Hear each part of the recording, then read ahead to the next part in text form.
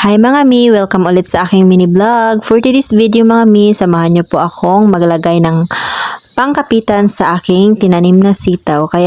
Kasi mga mi, ano na talaga siya mga mi, magagapang na kumbaga, kaya kailangan na siya ng pangkapitan para sa susunod na weeks or month magbunga na to siya mga mi, kaya kailangan na talaga siyang lagyan ng pang tukod. Kaya samahan niyo po kami mga mi, or ako pala mga mi, magkuha ng pang tugsok ba mga mi sa Cebuano or sa Bisaya, cha.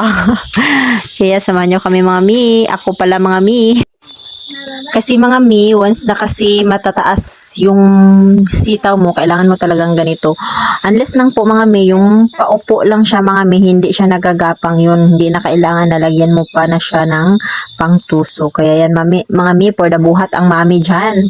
Kasi walang mautusan, wala dito si Mr. nagatrabaho. Kaya paghihintay ko pa kasi sa kanya mga mi, aroy, magagapangan na talaga to kasi wala na siyang time sa sa paligid. Kaya yan, ako na lang nagmano-mano, kumbaga, ako na lang lahat yung ginagawa niya, gawain niya, ako na lang yung nagagawa kasi nga wala na siyang time magpunta or mag-uwi lang dito magbihis at alis na naman, yun kami na lang dito sa bahay. Hirap kasi mga mi kasi andito pa kami ngayon sa bundok or sa farm namin, hindi pa kami balik ng baryo.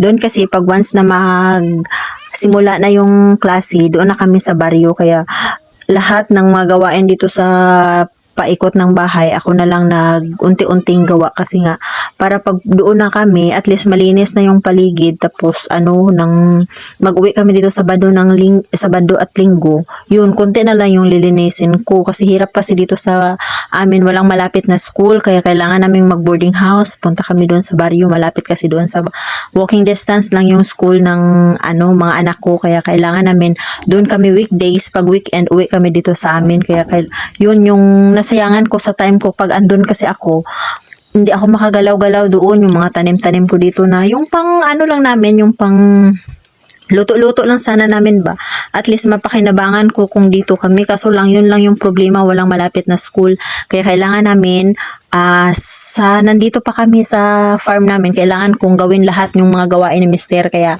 yun, ako na lang nagunti-unti kasi palagi siyang wala dito mga mi, nasa trabaho kasi yung trabaho niya stay in sila. So kailangan naming magpunta or umuwi sa baryo kasi kami lang din dito sa taas pag siya ay naka-duty. Kaya yun yung mga gawain ko dito. Ayan, tapos na pala ako nagharang or nagtukod sa aking mga tinanim na sitaw mga mi. Kaya that's it for today's video sa kakakwento ko. Thank you for watching. Bye!